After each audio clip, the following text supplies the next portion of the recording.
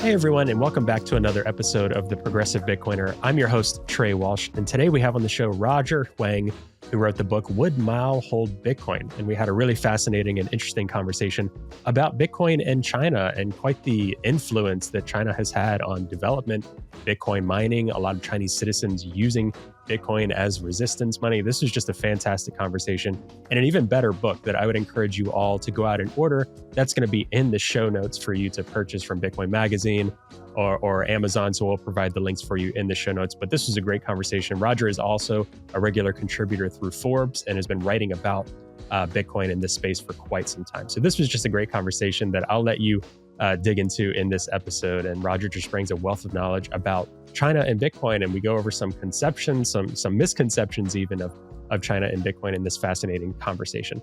And as always, if you can share this conversation far and wide and you like it, please like and subscribe wherever you listen. Share it with family and friends to show them the global picture that Bitcoin is. We'd really, really appreciate that. And leave a review as well. It would help us reach more folks. And as always, check out our partner links. We've got a new partner link as well to share with you from Fold, the Bitcoin debit card for you to take advantage of. You're going to get 20,000 sats with the first purchase from your Fold card if you sign up using our code below. I am a customer of Fold and absolutely love the experience. They also have routing numbers. It's just the best way to integrate debit card and Bitcoin services, as well as SaaS mining. As always, $50 off each and every miner you purchase. And then Bitbox, our show's sponsor, to get 5% off hardware wallets through the link in the show notes, which is bitbox.swiss/TPB and TPB at checkout.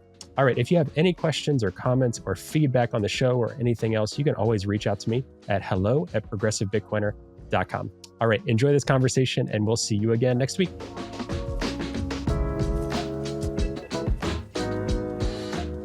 Hey, Roger, welcome to the show. Hey, Trey, thanks for having me. Really glad to be on the show and looking forward to our conversation.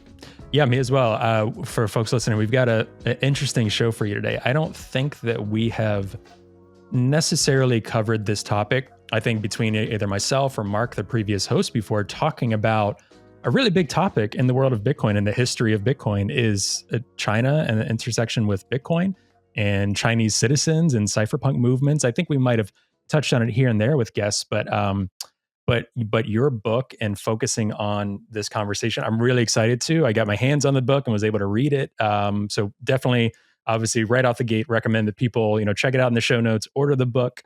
You'll get a little bit of a taste of the book, obviously, in this conversation. But before we jump into that conversation, this rich conversation we're going to have, can you introduce yourself to folks that might not know about you and say a little bit about yourself?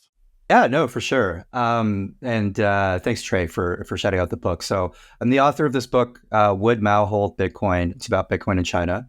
I have written about Bitcoin since 2014. I actually started writing about it with TechCrunch and VentureBeat, really focused on the remittance capabilities of Bitcoin. And this kind of started this almost, I guess now it's a decade. Wow, it's crazy to think about. Yeah, But wow. decades long quest to think and understand more about Bitcoin. And so I still write about it. I've also written about China for various outlets, including the Hong Kong Free Press, Toronto Star, and a couple of other outlets since about 2018.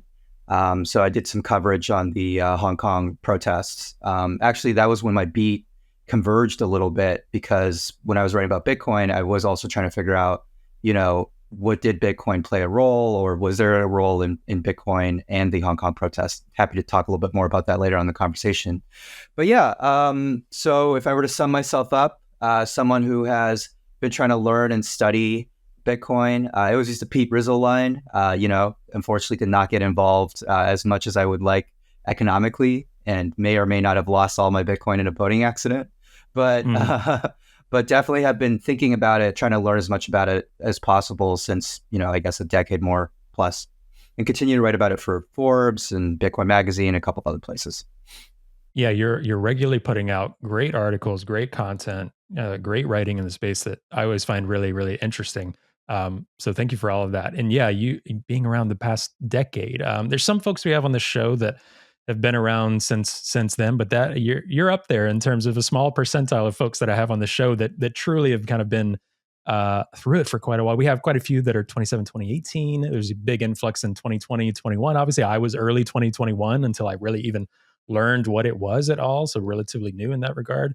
We have other folks that I'm sure are coming up in this cycle, listening to the show and hearing about it from Donald Trump for the first time. Who knows? The wild world that we live in. But yeah, to kick off this conversation, I think there's a lot of places we could start. But one place I think I want to start, because it is something that I had to learn a little bit more about, still learning about. I've learned more about through your book even. But I think there's a lot of misconceptions about China and Bitcoin. So I wanted to start off with, what does that relationship look like from a 30,000 foot view? Obviously, there's the Chinese government. There are Chinese citizens. We can get into the Hong Kong breakdown as well, from China. But China has said in many, many instances, the government, they have banned Bitcoin payments in some regards, banned Bitcoin mining. What does that actually mean? Like, China banned Bitcoin, right? And then obviously your book shows some nuance about that. So for folks that have only seen China banned Bitcoin, Bitcoin mining was here, and then it tanked, and then it's back in the US and it's just banned in China. What would you tell to people that think, okay, Bitcoin is banned in China? That's that. Because there's a rich history there in China, even still today. So I wanted to start with that question of, Bitcoin is effectively banned in China. What does that actually look like? Yeah, no, it's a great place to start. I think, 30,000 feet down, first thing we have to separate Chinese government, Chinese people, right? Chinese people have been involved in Bitcoin and continue to be involved in Bitcoin, no matter its legal status. A lot of the first Chinese entrepreneurs who built exchanges, Bitcoin mining companies, right? Those still dominate the conversation and the technology of Bitcoin today. So there is definitely a big divide between how the Chinese people and different elements of Chinese people perceive Bitcoin, use Bitcoin, and even build on Bitcoin, versus how the Chinese government thinks about it and operates on it. I think the Chinese government, everybody always has the meme, like, China's banned Bitcoin the 80,000th time. I think that speaks to, yeah. I think that speaks to, it's just really hard to ban Bitcoin by design. And that's actually one of the strongest points. So every time China has quote unquote banned Bitcoin, right, it really has been trying to get Bitcoin away from the banks, try to ban Bitcoin mining. But you can't really destroy Bitcoin as one country. You can't really prevent your citizens from using Bitcoin without, going into, and we'll go into the details a little bit, but there have been some people arrested and things like that. But, it's very, very hard to enforce that once you have a private key. That's kind of some of the elegance when we talk about Bitcoin as, as censorship proof, as I also just did a review of resistance money. So as resistance money, right? That is where that comes from. As a government, even the second most powerful government in the world, it's very hard to get your individual citizens kind of lined up and to actually prevent them all from using Bitcoin. Similar to how they have problems with getting people, preventing them from using VPNs to access the broader internet. I would say, like, from the highest level, I know there's also been a little bit of back and forth recently. Someone came out with a tweet like, I have sources, the Chinese government's going to unban Bitcoin. I don't think that's going to happen. From a 30,000 point view in terms of the government itself, the government definitely does not think of Bitcoin favorably. Having said that, the fact that Trump is talking about Bitcoin, I do think, along with how Hong Kong has released a spot Bitcoin ETFs, I do think there's a contingent of people thinking about Bitcoin in the Chinese state, right? But the bans that we were talking about, like, for example, the mining ban, the exchanges ban, that really came about because of the most senior economic advisor, Vice Premier Liu He at the time. And so I think at this point it would take Xi Jinping changing his mind, which I don't think he will. And despite rumors to the contrary, I know there were some rumors flying around that he had a stroke.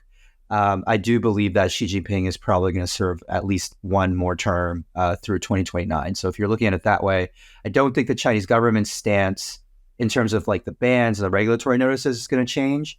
I do think that Chinese people are going to be more and more attracted to Bitcoin because the Chinese economy is not doing that great right now.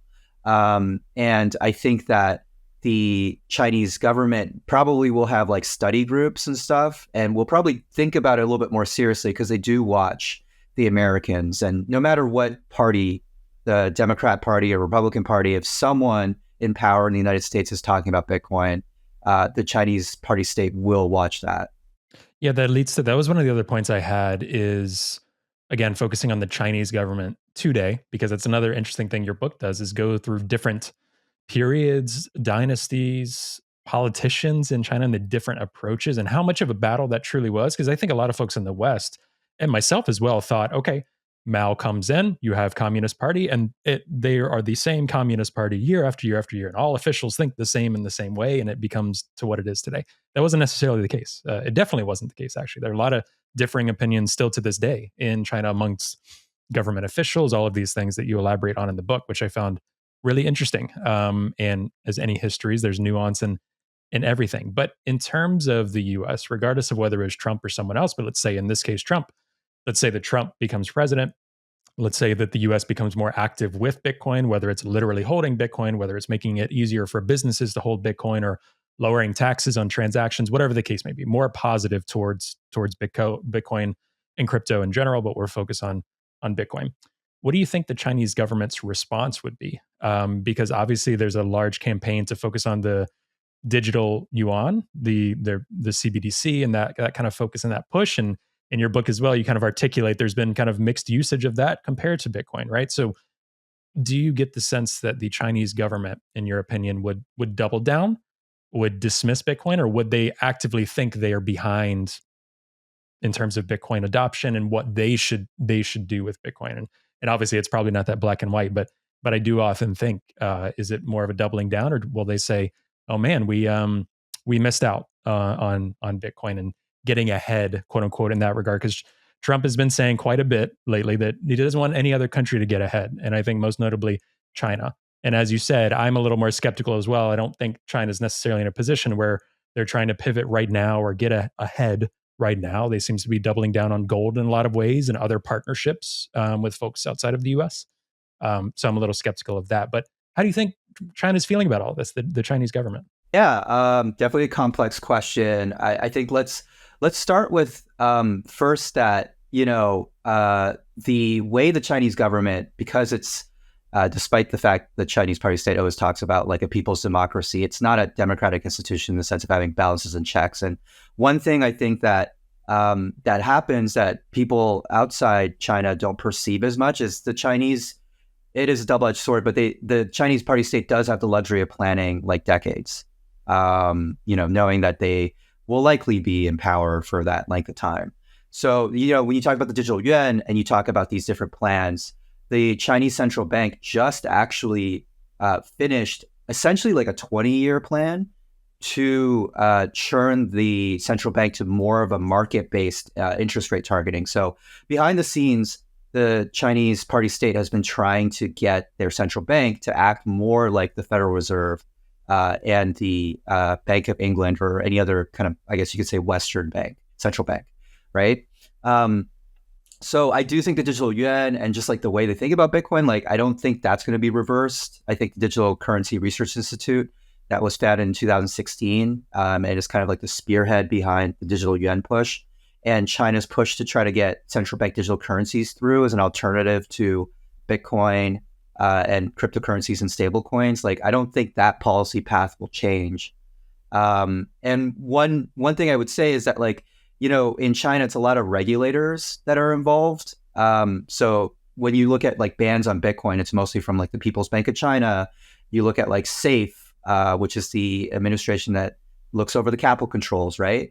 These are pretty, like, they're as policy organizations, again, like talking about that 20-year path, they are kind of used to taking this like 10 or 20-year view. And Xi Jinping in the past has changed policy by like pronouncing little things in books or pronouncements. Like, for example, the central bank has scrambled a few times due to like a couple of sentences. He'll be like, oh, I think we should move faster to like interest rate targeting or something like that. So that does happen. But, there's already like a stuck policy path. And then I think like Xi Jinping would have to like personally have like a massive change of heart on Bitcoin. And I just don't see that happening. And I actually think like the conditions are set for them to think more and more that the United States might be making potentially a mistake with Bitcoin, because they generally I don't think they see Trump's economic policies as things that they necessarily want to emulate. right? Mm. So they already have their own thesis and path. And to be fair, it's a thesis that a lot of states share, which is that like we should have monetary supremacy. It's just like a stronger version of that, right?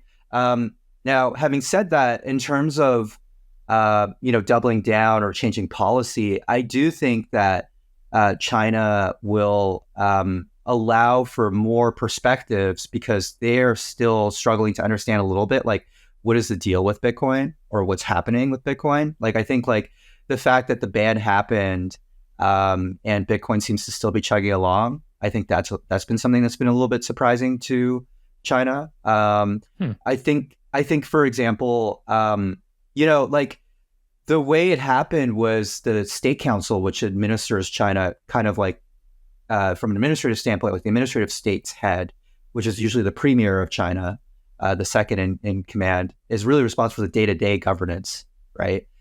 Came out with a statement that said like Bitcoin mining is harmful to the whole society of China, right? But now you see in Hong Kong, there are professors, and one professor actually openly said like, hey, we should reevaluate this because in essence, what the decision ended up doing is, first of all, it didn't really do anything for Bitcoin. Bitcoin ended up recovering. The hash rate is double what it was when China banned it. But secondly, all this local tax revenue went to the United States instead of China. And that's part of the reason why it's a little bit confusing. So in China, the provinces were the ones that were, signing deals with Bitcoin mining companies and stuff like that. So when you hear about Sichuan province with all these stranded hydroelectricity dams, right? The Chinese party state has a main goal they task with pretty much all their governors and all the party secretaries in each province, and that is poverty alleviation. So if you're talking to someone who manages the province and that has a lot of stranded hydroelectricity resources, right? Which Sichuan does. And you have like businesses that come in and are able to like pay taxes, like actually employ local people. That's a net win, right? And the local governments, I think this is when people say like, hey, there's rumors of like Chinese hash rate returning and all this other stuff. Like I have seen Chinese ASIC miners being sold openly in Shenzhen. And again, I think this speaks a little bit to like, there is a little bit of a difference of opinion here. And I wouldn't be surprised if some Chinese miners, they can't openly do it because essentially. So when you say openly, do you mean online, on forums? Do you mean in person, like actual market where they actually have miners and are doing kind of like these peer-to-peer trades in person? What do you mean by that? No, I mean literally in Shenzhen, there's a store that's like ASIC Miner Incorporated that sells ASICs. Yeah, okay. Like people have very that. Cool. Yeah. Like a few people sent me photos, and but I what I mean by openly is like, for example, like I don't think Bitmain used to have there used to be all these Bitcoin mining conferences in China itself, right? Yeah. And they moved those out to like Dubai. They've been getting closer and closer. It's been kind of funny to like now they're back in Hong Kong, for example. Heading that way. Mm-hmm. Yeah. So, but my point being like, there's this kind of like in between, like with the Hong Kong spot ETFs, you kind of saw the same thing where you have these large asset managers from China. And the thing is that the official channels are always talking about, hey, like mainland Chinese are banned from investing in this. Which is true. But then the issuers in private conversations are always talking about like, well, there's offshore Chinese money because they're trying to play up, how many inflows will come up. And I think there's this kind of game where, because the central authorities said something once, all the provinces have to like at least pretend to obey. Appear like they're they're obeying, right? And then the other thing is like law enforcement in China is mostly local.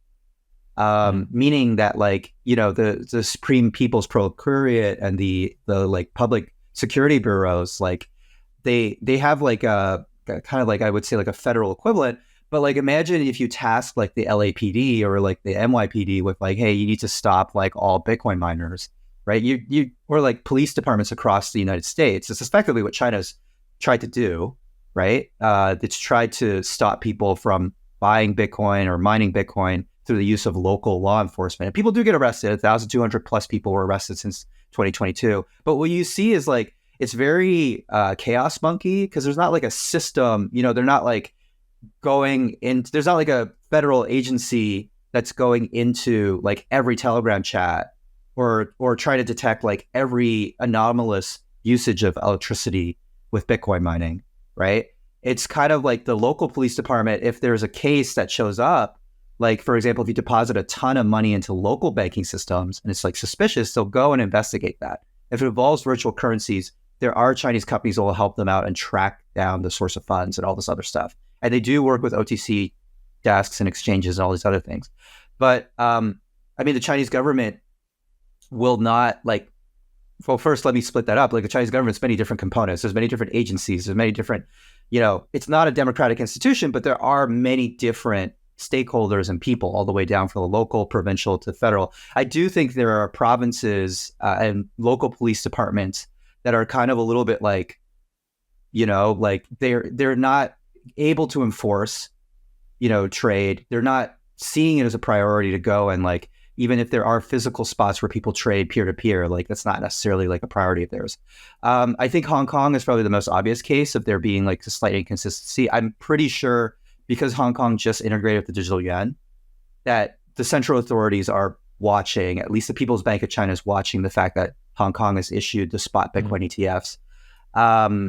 And I think that's something that, and the issuers like China AMC and stuff like that, they are large fund managers, some of the largest asset managers in mainland China, issuing these through their Hong Kong subsidiaries. So there definitely is, and I think someone said ICBC, someone from ICBC said something positive about Bitcoin. So there definitely is, there are stakeholders and people who are advocating, for Bitcoin, even as potentially undoing the bans and stuff like that. I just don't think there will be meaningful action on that part, but there definitely is that discussion. I think that discussion will be accentuated by Trump. And I think you might see headlines, which might be the same thing, maybe in terms of price sentiment for Bitcoin. I don't think China will change its legal status, but you might start seeing things Chinese courts have, which they have since, forever, but they do maintain Bitcoin as protected property under the law. And you might see Hong Kong or different professors or different people in mainland China saying the Bitcoin bans were a mistake. But I wouldn't mistake that for official policy. Yeah. So let's say, kind of going from the 30,000 foot view down to individual people, because that's what we like to talk about the most is people and freedom money, resistance money. Obviously, you had Alex Gladstein to the forward to the book, so very tied into the human rights causes and cases of how it's beneficial for Chinese people to use Bitcoin to circumvent these things. But let's say there was a province or there's a situation where someone was very serious about Bitcoin and the quote unquote Bitcoin ban, right? What does that look like? So let's say that there are people trading in a peer-to-peer way. What would happen if someone wanted to enforce that in that moment, like a local police officer, something like that? What does that look like if someone is caught having Bitcoin, holding Bitcoin, trading in a peer-to-peer way, accepting Bitcoin for goods and services, or mining Bitcoin? What does that typically look like for the folks for the local authorities or whoever that actually do care about prosecuting that? What does that typically look like? Yeah. It's a really interesting question. Well, one thing I always start with is, people think about Bitcoin and human rights in the Chinese context as there are people who are going out there and on Nostra, for example, or using Bitcoin. There are Chinese cypherpunks. They do exist. Having said that, from every conversation and every time I've listened to Chinese cypherpunks, they're very few and far in between, to be frank. There isn't a lot of people who are there are some. And I've definitely seen, examples, for example, people who have posted about whistleblowers who were arrested, people who post about Tiananmen Square. These are still very risky activities and becoming more and more risky. And I think having perspectives like that for the mainland is more and more interesting because, for example, China is banning even physical commemorations of Tiananmen Square in Hong Kong. So this is very much a live issue. Having said that, I think that most people who use Bitcoin in China, what I've always said is it's not dissent necessarily in the way of, directly odds on, odds off, in the sense of, the Chinese government doesn't like Bitcoin, doesn't like Nostra. So I'm going to go and post on Nostra uncensored things, and I'm going to use Bitcoin in an uncensored way. What is the most meaningful form of dissent, I think, is the Chinese system is based on the perceived competency of the Chinese party state to give return back to its people. And so some of the strictest laws in China are actually on whether capital can inflow or outflow of China. So the $50,000 USD a year a person limit, for example. So what that means is that most Chinese people are only able to invest in Chinese equities and Chinese real estate and Chinese bonds, which are also going through a bubble of their own right now. And so if you offer people the option to be able to invest their monies outside of China, actually in the Chinese system of financial control, that is probably the most meaningful thing you can do. Because it's like you're voting with your feet. You're voting to exit. Actually, one of the stats I always reel off is that 18% of the Huren rich list, which is kind of like the Forbes billionaires list equivalent in China, they don't even live in China. They live outside of China. So there is this like very established kind of system where people make their money in China. The Chinese government, the whole system is based off of keeping that capital within China, right? And that's kind of why they saw Bitcoin, I think. They were one of the earliest, if not the earliest governments to understand why Bitcoin could be a primal threat to their system, right? Because of their system of capital controls. And so I do think there's a lot of that. And so in that respect, like, I don't think the Chinese government has, and it's a little bit terrifying when they don't do this, but they have jailed people for example, tweeting at 40 followers, glory to Hong Kong, like that's stuff that's been publicly reported on. But I don't think we've seen a case, or I haven't necessarily seen a case where, someone who's like a really big cypherpunk gets arrested or something like that, right? And not in that sense. But what I would say is that people who are buying Bitcoin or seeking to buy Bitcoin or doing peer-to-peer trade, that in of itself is like a form of meaningful dissent outside the system. And there definitely have been people arrested just for the act of doing that. Similar to, like, in theory, you should be arrested for using a VPN. Or in some regions of China, for example, in Xinjiang, during what happened with the Uyghurs, you were arrested for just literally having some apps on your phone. And Bitcoin is also banned there as well. Of course, the Xinjiang kind of local work bureau, which was responsible for a lot of the camps and internment camps that we heard about, also reiterated that Bitcoin was banned. So, I think it's just like a very different world to think about, where it's like even the precursors to you being able to express yourself freely are already criminalized.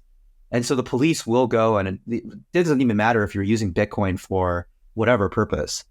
If you're using it for any purpose, already that's grounds for you to be arrested. And some people have been jailed, mostly for buying USDT, actually.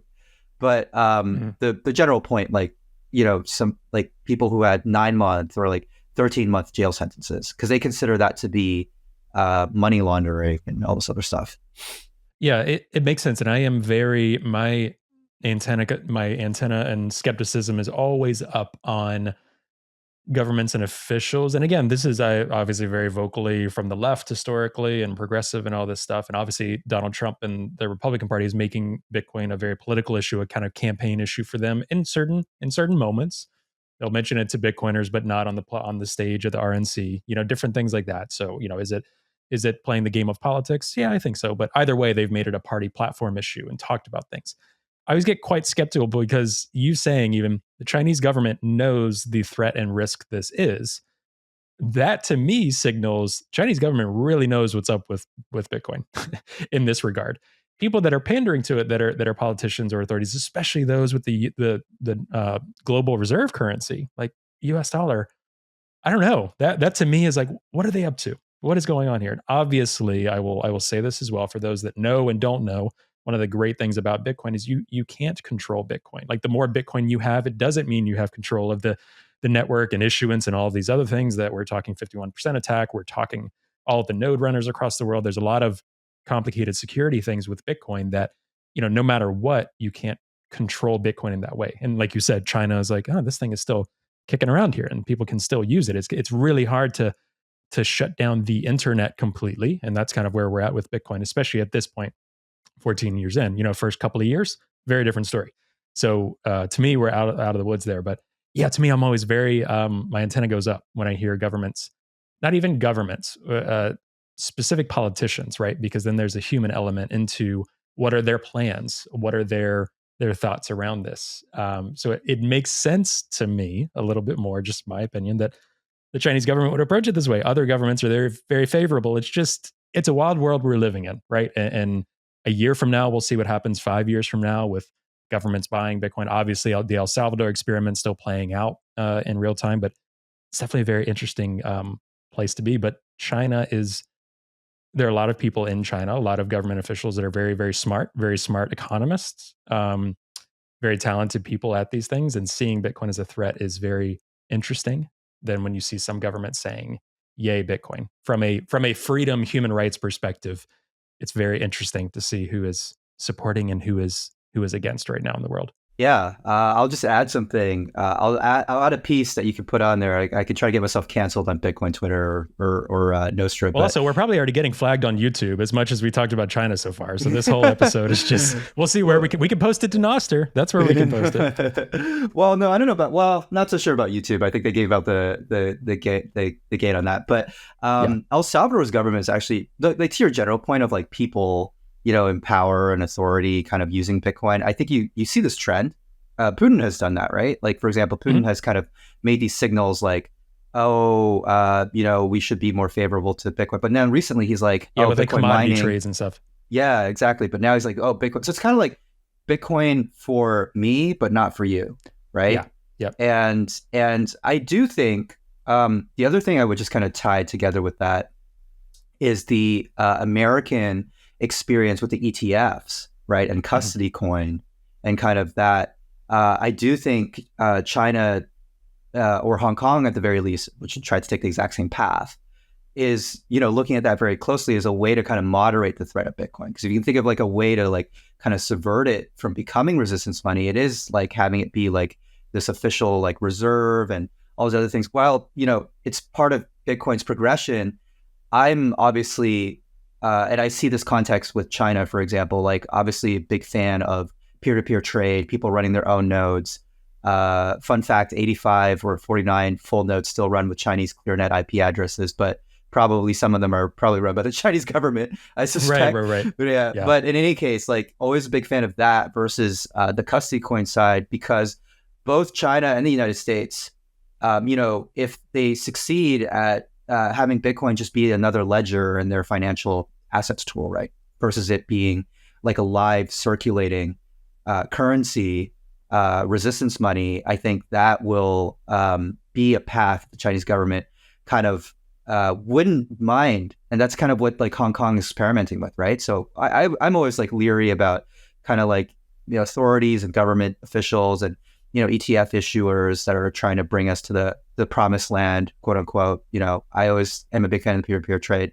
And actually to be really specific, Bukele, one of the things I actually talked about in the book, because one thing that's really interesting about him is when he tweets in English, he tweets a lot of Bitcoin things, but when he tweets in Spanish, he tweets a lot about how China supports El Salvador. And China has, in fact, the payments funded, they've made. Yeah, they've funded a lot of, I mean, you can say it's smart because Bukele is taking from, both kind of angles here. But China, for example, through, I think BRI, or maybe even not through BRI, but like basically they funded the national stadium. They funded like a lot of the water infrastructure and different things. This is because Bukele, actually people forget, but one of the reasons why the United States started this path of sanctioning, whether or not, whatever thoughts you have on that, is because Bukele's predecessor had switched recognition from Taiwan to China. And so the Trump administration had actually started sanctions because of the result. And the IMF has applied a lot of pressure to El Salvador. Now, I'm not a fan of the IMF by any means or anything like that, but it is some interesting context when we talk about El Salvador as a Bitcoin country. Again, like they have 6,000 BTC in reserves. They tweet out in support of Bitcoin, having some kind of nation state support, 0 to 100, I guess, might be positive in some regards. But I think, like to your point, Trey, I think we should, as Bitcoiners, be skeptical because, I think that people in power tend to use Bitcoin as a way to try to further their own power and look for ways to restrict people's access to that Bitcoin in any ways that might challenge their power.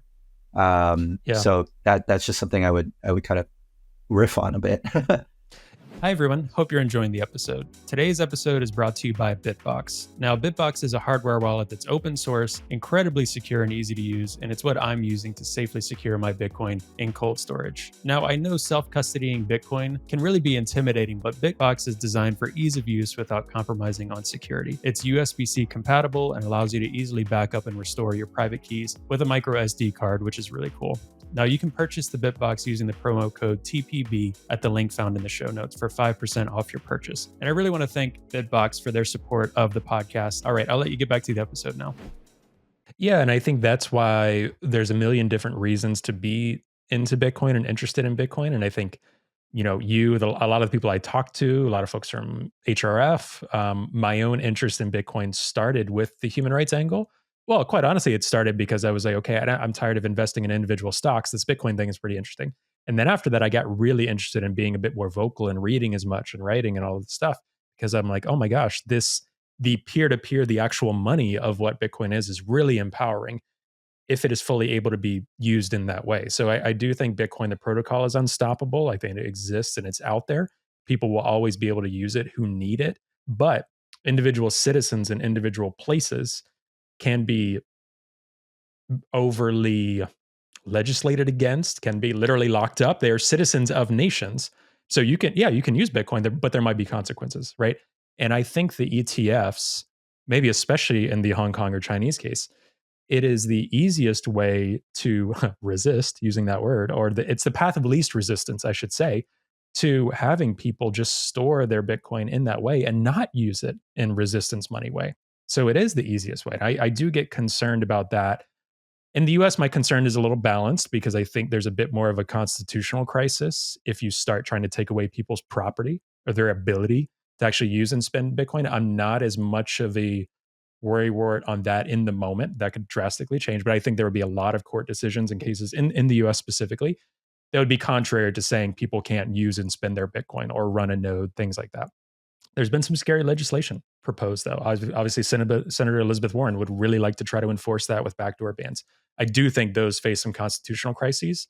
Would that pose the same threat in China? No, not necessarily. Like many other places, it's a bit easier to legislate or crack down on that. But yeah, for me, I am very, very concerned at the pivotal point we're at. It's like ETFs, nation state adoption, good for getting the word out. And yes, good for Bitcoin adoption in one way. But then perhaps if it means that people are locking up their funds in these ETFs and it's just digital gold, as Michael Saylor talk about a lot, as Larry Fink talk about a lot, that is, and obviously Larry Fink and BlackRock is trying to do a lot of tokenization of a lot of different things. But I'm very worried about that because for me, that is not what Bitcoin is meant for. That is a very narrow use case of Bitcoin as a very privileged, like, okay, the wealthy elite becoming even more wealthy just by stacking Bitcoin. That is not freedom money if you have Bitcoin just in an ETF. And again, if people want to benefit from the ETFs or have it in a retirement account, by all means, but I'm trying to think about Bitcoin as resistance money, Bitcoin as money, as that peer-to-peer cash. That's what I'm most interested in. And for me personally, I'm curious how you feel. I think we're at an inflection point between now and the next 5 years, the next decade. I mean, hell, it's already sped up a lot quicker than I thought, right? With Trump talking about things with El Salvador, even 2 years ago, people wouldn't have even thought that. Things are speeding up fast. So it could be the next couple of years. There's a big inflection point. Again, not for Bitcoin to be snuffed out, but for people to be very overly comfortable with Bitcoin as digital gold. And that's it. I think that's more of my worry is people choosing that route rather than people seeing and choosing Bitcoin as resistance money. Yeah, no, I share that worry. It's actually like my number one worry right now, which is that most people will see Bitcoin as just another financial asset, another financial commodity that strengthens nation states, right? Because you're just trading in financial markets, you're paying tax money, et cetera, on all of that. Strengthens the global reserve currency, strengthens the IMF, strengthens the predatory lending. Like that is a real risk I've started to think about a lot more recently. Yeah, it's definitely a really big concern. So let me do like a general case, and then we can dive a little bit more into Hong Kong because I think there's a lot to learn from the Hong Kong instance. In general, human rights in Bitcoin was really what I was first interested in. I was looking at like cases of internet censorship and different places. I know you had Anna on the show, with Navalny's foundation and just different places where you can't express yourself or dissent because you don't have control over the money. That is or your livelihood. I think that is one of the most important things. Liu Xiaobo, who won the Nobel Peace Prize in China, he kind of made this point. He was like, if the Chinese Communist Party controlled all of our livelihoods, all of our salaries, I would not be able to talk. I would not be able to speak out because, my literal existence would depend on not being able to dissent, right? So for me, it's always been really, really important for Bitcoin to be useful in a way where you can actually express yourself, not only in terms of, financial expression, but also remember that financial liberty is a core for your ability to be able to speak meaningfully and dissentfully to things that you might disagree with. So definitely a lot of general cases I've written about back in the day throughout Forbes, my Forbes column. There was the Russia case.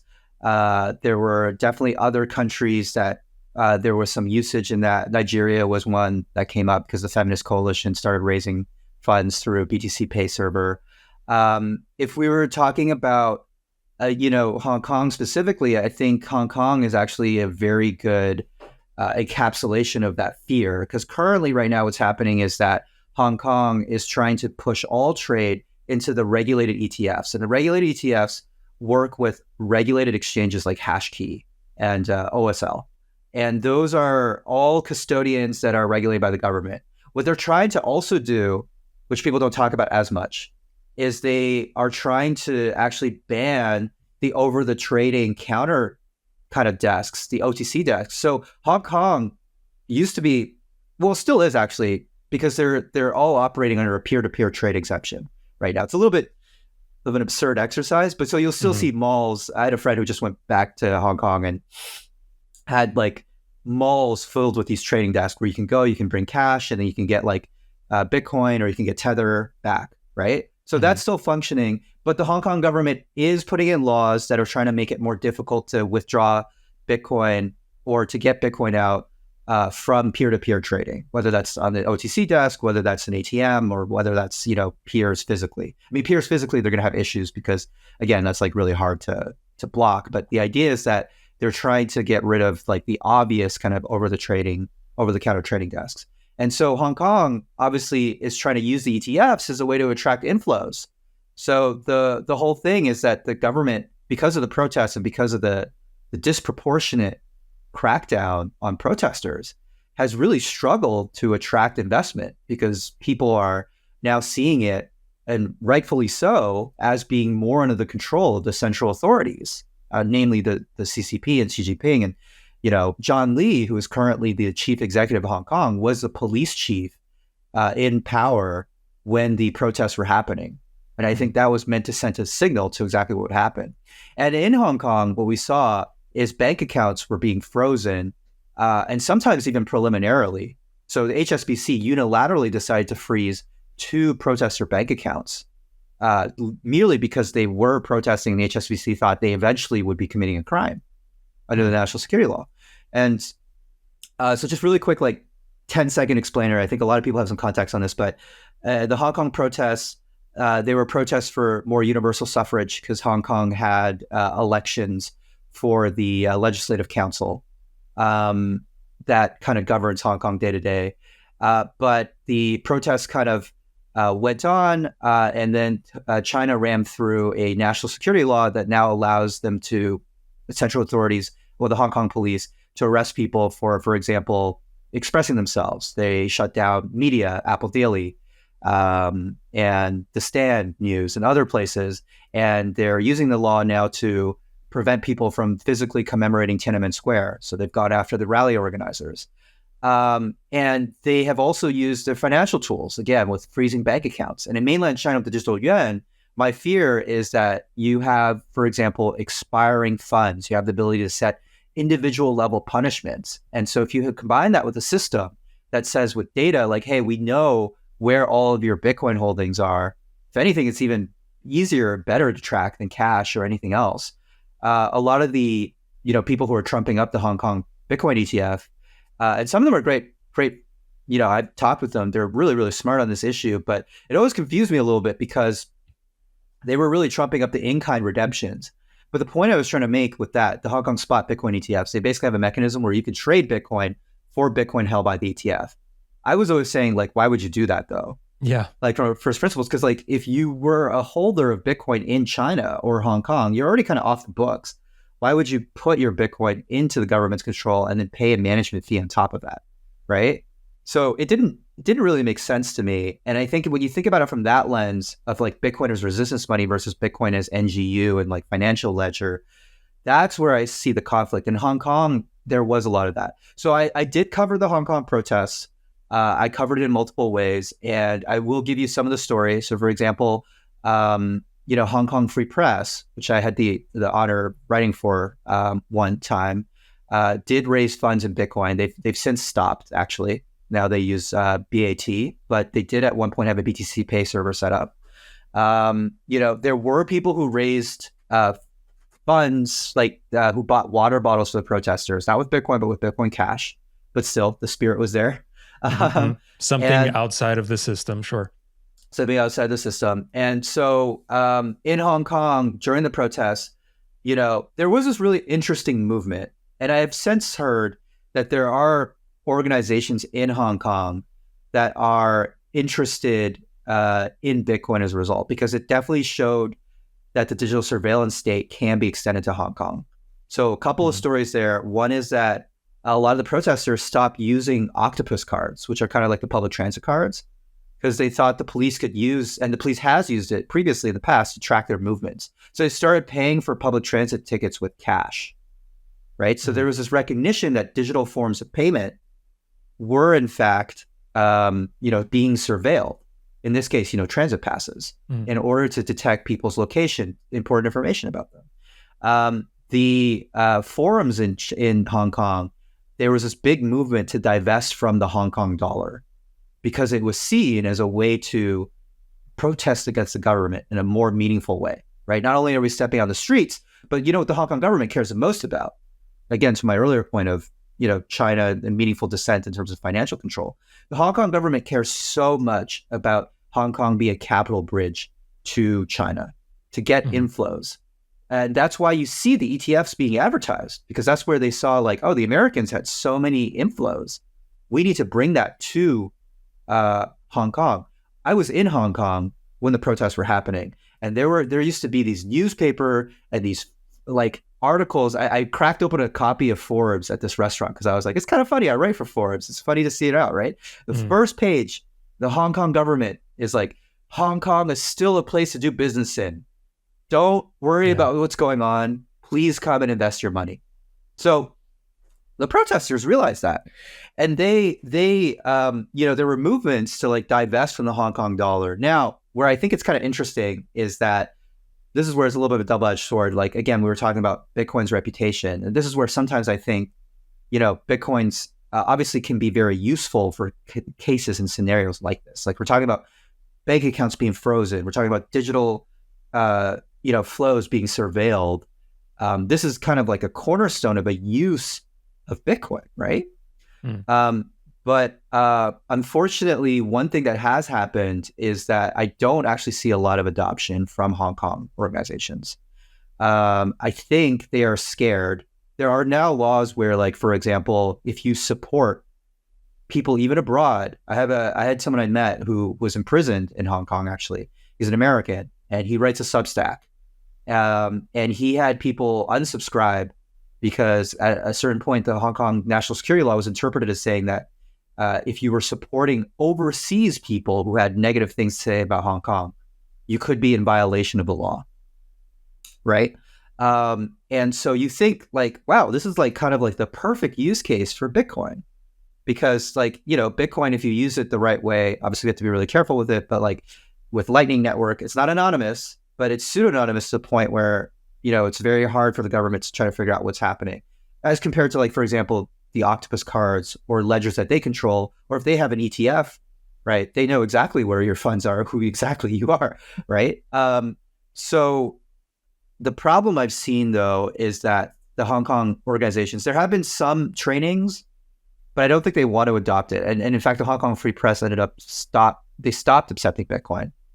And I think that's because they're worried that Hong Kong, like Bitcoin has like money laundering implications. So it's like almost a separate criminal risk that they're taking. They're already taking criminal risk anyways, because they're probably writing things that the Hong Kong government doesn't like. So sometimes there is this, the usage of resistance money, even the way it's being branded and the way the Chinese state has kind of, sought to have it branded in money laundering. And the American state actually cooperates in this too, right? Like in terms of KYC AML and arresting people, related to that, can have these implications where freedom fighters and people who are looking to do resistance in a meaningful way actually shy away from using Bitcoin. I think that's been kind of a little bit of a tragedy of sorts. Yeah, I mean, we've seen Bitcoin Core developers leave before. We've seen many that only remain anonymous, many come and go. There's so many reasons for this. And I think many governments are similar to varying degrees. The one that many will do, including the US, is whatever you can do that's not specifically your own literal troops at the house situation or police at the house, is try to intimidate, right? Intimidation factors are used around the world in different ways. So if you can get people to be fearful and comply that way, you're going to take that route first. There's different stages to all of this. So that makes complete sense. I mean, even Satoshi had this fear with WikiLeaks to begin with, right? Like raising Bitcoin. Satoshi was like, I'm not sure if this is a good idea. I'm not sure if Bitcoin is ready for this. I'm not sure if the world is ready for this. And there were different things that obviously happened post this that could have contributed to a lot of things with Julian Assange and other things. And there's good news about Julian Assange recently, obviously, but there is I think that's what I'm fearful of with governments as well, is just in general, they don't want people using freedom money, but they're going to try to do different things to have people fearful to not engage with it in that way. So that makes complete sense to me. And the other thing I wanted to add too, I was thinking about it. It's so funny because I think a lot of, and you touch on this book, there's obviously many other books that go into just the history of China and different, regimes and things like this. But one of the things with China, again, at a 30,000 foot view, is a lot of the things that wanted to be addressed was the alleviation of poverty. You already mentioned it, right? So the westernization in some regards of cities and of China in general to open up a bit was to alleviate poverty. In a lot of ways, it was to do that. So it's almost like China is also trying to send a signal, like you said, through Hong Kong to be just free enough, or get a little bit of like free market, a little bit of stuff, because without it, they know they are completely screwed.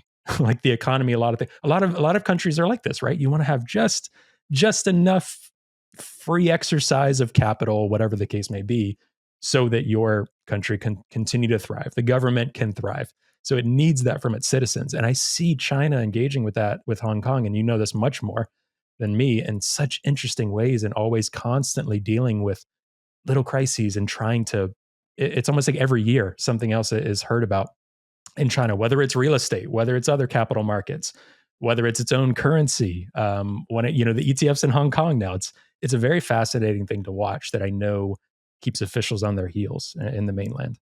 Well, I have some points related to that, but one thing I'll just like coolly tell, because you mentioned Julian Assange.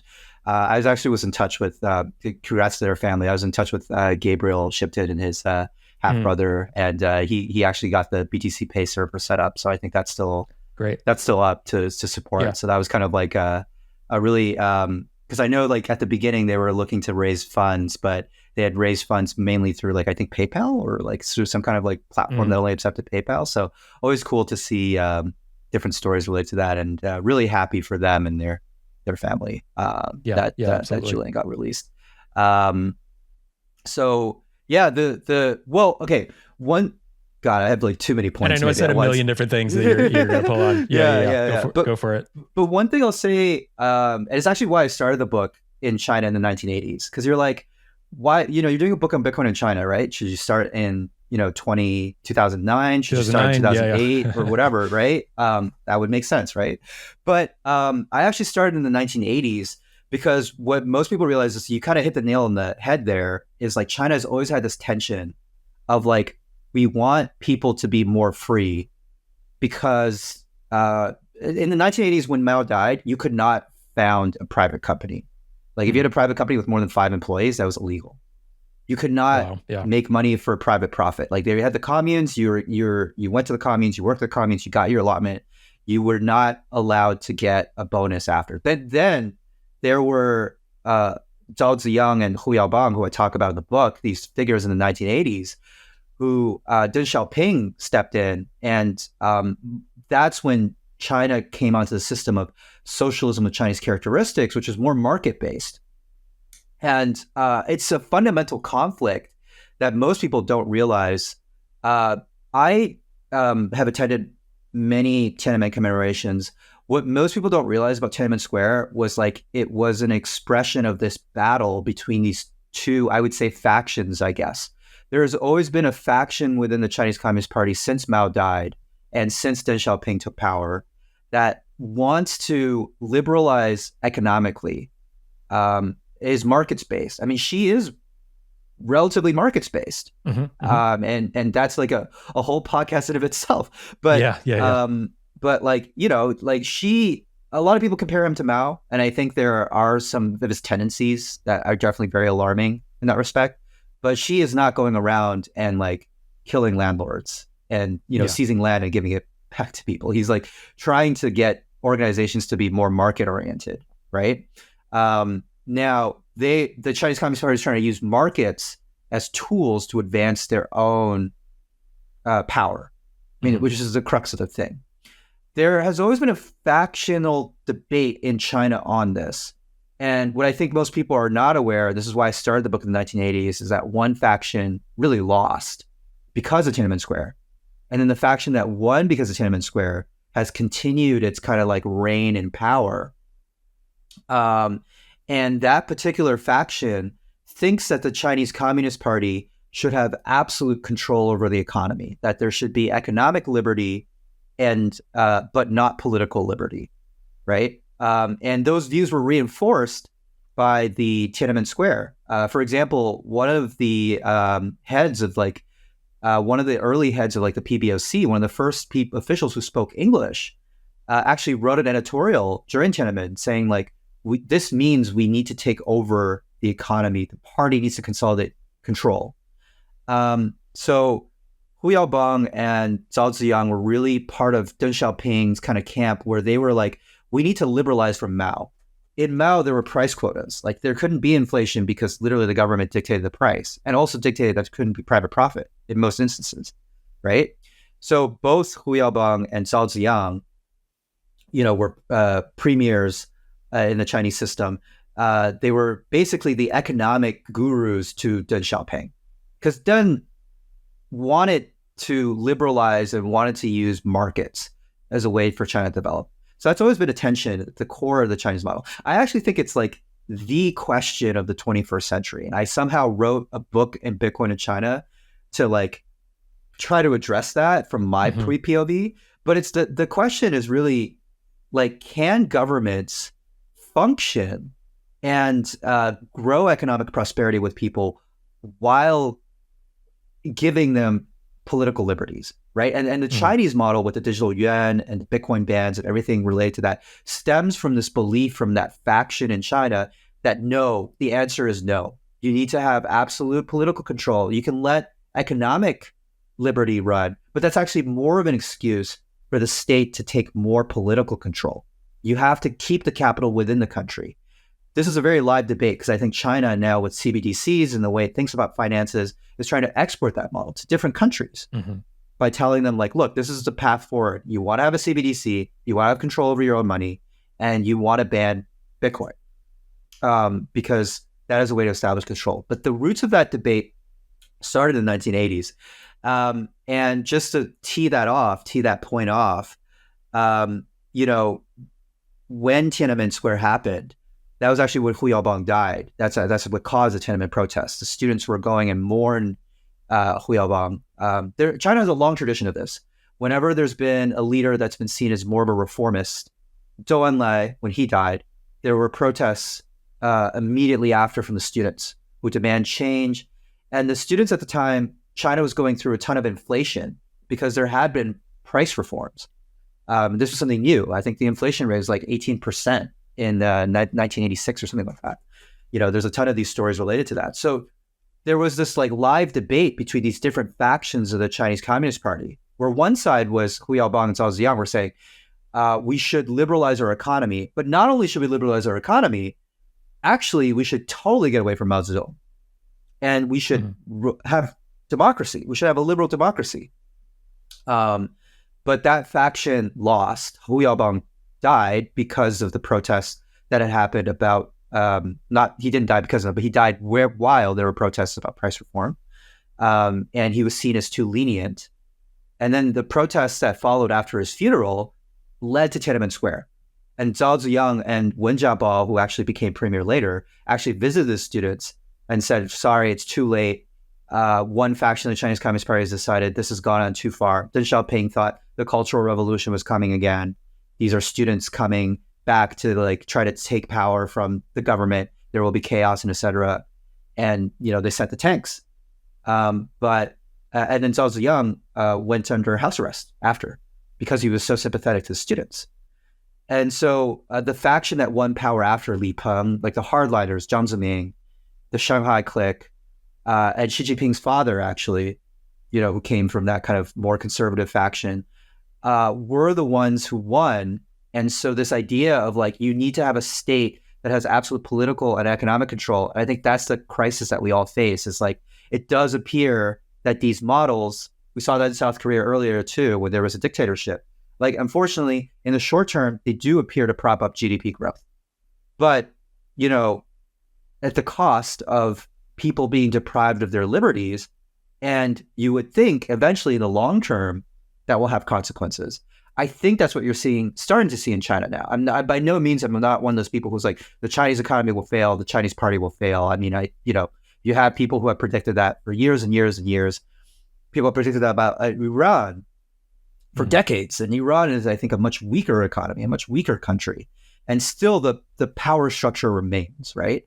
So I don't want to be, in that position of like predicting that. But I think that because the Chinese government has been so restrictive in political control, the one-child rule, all these different things, all these consequences that couldn't be anticipated are now piling on, and the Chinese economy has slowed growth. I think you're past the point where this like force and then markets dynamic, kind of like with South Korea, has reached a certain junction. And then to develop further, you can't give people like a half-milk version of liberty. In my opinion, you have to give people the whole shebang. You have to give people the ability to express themselves.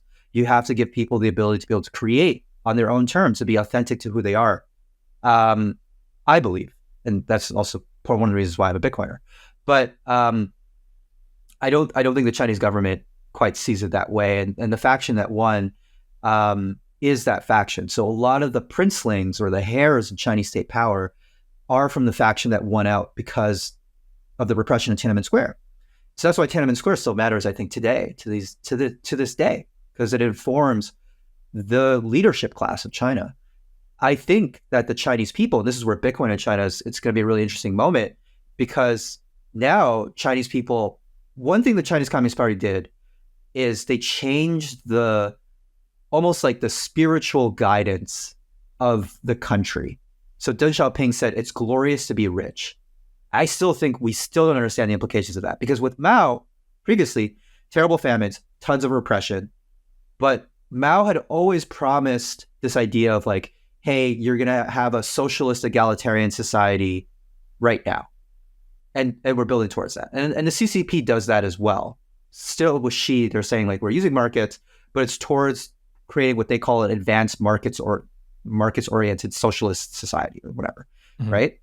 But the thing is in China, most people are not religious. Most people, they are living for the now. There's this thing called the spiritual void, where it's like, what is the MO of a lot of Chinese people? And I want to say that for now, it's material prosperity. And that the party has promised this material prosperity to the people is the kind of like mandate of heaven that the Chinese Communist Party is kind of trumping up, right? Like, it's this trade-off. You don't complain, we give you jobs, we give you money, you live well, you live much better than previous generations. And that is a trade-off that I think, just objectively looking at, many Chinese people have accepted throughout the years. But I think that trade-off is about to get really sore. There's a ton of youth unemployment in China now. Chinese equities, economic growth is still stronger than many different countries. It's at 5% annualized about. I think that's what they're aiming for. It ranges around there, but it's slowed down a lot. And when you look at the society that currently exists, income inequality, youth unemployment, right? You start seeing this beginnings because of the one child rule too. The demographic curve is very, very messed up. There's going to be 30 million young men in China that I think are never going to be able to find a wife, or never, if that's what they desire. And in China, it's like very family oriented. It's very desired to have a family. So I think there may be war to solve that, right? There's going to be all these kind of dynamics, but certainly there's going to be a generation of people who will be more disaffected, and what they choose to do, how they try to get their money out, for example, that can be the most meaningful dissent. Because what I'm saying with that is that, like, the Chinese Communist Party, you're not fighting them anymore over the course of ideals. They claim to worship Marx, all this other stuff, but in reality, to the Chinese people, it's a very simple trade-off that they offer. And anything that like bends that, so for example, people getting into Bitcoin, people getting outside of Chinese markets, people thinking their wealth is not safe in China anymore, is actually the most meaningful way to dissent, because China no longer offers this like Maoist religion or spirituality or whatever. There is no religion, or very few religious. There are state churches and house churches and things like that, but people don't believe in an after, they believe in now. So if you can't provide them with a now, then we'll see what happens to the system. So that's kind of like one thing I would say about that. Sorry, this might have verged a little bit from the original point, but like, this is great. Yeah, that's super interesting. I never fully thought about it in that way, and that's really interesting. That once people see the cracks in whatever their government is promising, even if it's a super authoritarian communist regime of varying degrees around the world, if the promises begin to crack, protest or something always happens throughout history in those instances. And also too, with what you were saying, I feel like the lines are starting to get blurred with the introduction of technology. Like CBDCs are introduced, and HRF obviously has a great CBDC tracker that we've shared. Most countries around the world are fully experimenting with, or plans to, or in the beginning stages of thinking through a CBDC. Whether it's the US, not necessarily as much, although some people have conspiratorial things around that. I think we might push that off a bit more, but there is FedNow. There are other ways that they're connecting the institutions, which are basically the backbone of the system. Other states are much more evolved on it and seeing various degrees of that. So there's a lot more blurring of the lines of what is authoritarian, what isn't. I remember talking about this with almost every human rights activist I've had on, but especially Alex Gladstein, just saying, is technology a net good? Or we didn't say it in like a net good or net harm, but like obviously there are a lot of ways that governments weaponize technology. But there's also a lot of ways where, even in smaller ways, where at the same time, it can be really, really good for folks willing to engage in resistance. Like you can't really stop Bitcoin. You can't really stop a VPN or private communication. We didn't even get into Nostr, which I wanted to get into, but we talk about Nostr quite a bit on this show as well. And just decentralized, censorship resistant communications is really, really big and important. So you can't really stop that, right? But still, it's a small group. There's still a small group around the world that are using Bitcoin in a peer-to-peer resistance money way, and even less so using privacy enhancing tools and things like that. So we're at the very, very beginning stages, and that's probably the note I will leave this on for folks to think about, is the pivotal point we're at in history. It's going to be very interesting. I hope it'll be very empowering for a lot of people around the world, for those that are willing to use Bitcoin. I will say to you, because I've asked other human rights activists, Anna definitely said this, but are you one of those people that thinks like, wow, I'm glad Bitcoin exists? Like, what else would folks be able to use in these instances? And again, we could talk about, we're a Bitcoin show, but crypto in general, right? The fact that people have tried to figure out an e-cash system, something outside of state control. Right now, a lot of the ways I feel is like, thank God Bitcoin exists, because I'm not sure what else we could use, even though we're at the early beginning stages. So I think it's a really fascinating moment in history that I'm very hopeful about, but also holding my breath as well, because it could get very interesting. Yeah. No, I mean, definitely not an activist to the level of Anna, who, was heading up the Balinese fund or anything, but I definitely will say that I'm personally thankful that Bitcoin exists. I think China has a techno-nationalist surveillance state that's being built. And so I highly encourage people to study China, not only just as I will say that China is probably ideologically the strongest adversary of Bitcoin, and also a government that seems to actually understand the use of Bitcoin and Nostra. So we didn't really talk about Nostra that much. Happy to hop on some other time and talk about it because definitely have a couple of insights there. But the Chinese government actually, I talked with Will from Damas, and they knew the technology well enough to not only take the app out of the app store, but to actually ban many of the relays, the default relays. They do that with Element and Matrix as well. They'll ban the default kind of setup for most people. So this is a state that where I think the question that we kind of touched on, is technology kind of the Hal Finney quote? Is technology going to be a tool used to control people or liberate people? And I think China is going to be a fantastic study to understand that playing out live as we speak right now. Well, I imagine I'd love to do a part 2 with you, maybe later on in the year. Probably every couple of weeks we could, because there's constantly evolving things. So that's a very good point. I'm going to link your, because I know you did a Nostr article recently as well. And I'll put links to all of your stuff, obviously Forbes and the book as well. So again, you'll have to find out, would Mao hold Bitcoin? That exact question. Buy the book, read it, see what Roger's thoughts are on it. But Roger, anything else you wanted to mention for our audience or anywhere else to follow you, get in touch? I'm on, I think the link will probably be there, but I'm on Nostra. So low-key at nostra-verified.com. That's kind of the main channel I'm trying to communicate on. I do have an X account as well, but I'm actually trying to get away from that a little bit. And I would just highly encourage people. I know we talked a lot in this conversation about China, which makes sense given the book I wrote, but I would just highly encourage people to study the use of Bitcoin and kind of its context around the world. And currently right now, for example, I'm trying to figure out a little bit about what's going on in Bangladesh and in Kenya.